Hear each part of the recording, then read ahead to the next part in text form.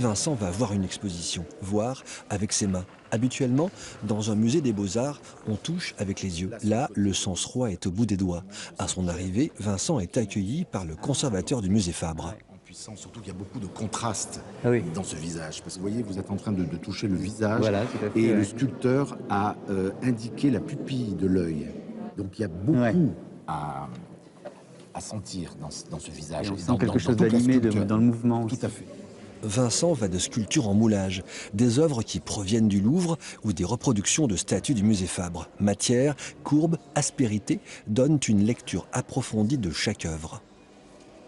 Il faut d'abord qu'on comprenne un petit peu déjà ce que ça peut représenter, plutôt comment elle va s'orienter aussi, quel est son mouvement, et après on a envie d'aller dans le détail, de profiter d'avoir ce temps et cette opportunité de regarder dans le détail ce qui a été représenté.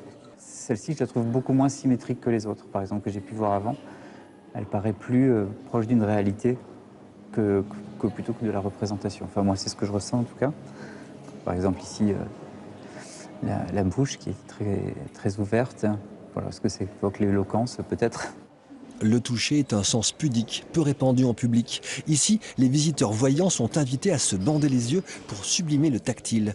On gomme la distance académique entre l'homme et le musée. Il y a une époque où beaucoup de choses se font de façon virtuelle. Là, c'est vraiment tout le contraire. On est dans le sensuel, dans l'expérimental direct. On est vraiment dans la situation.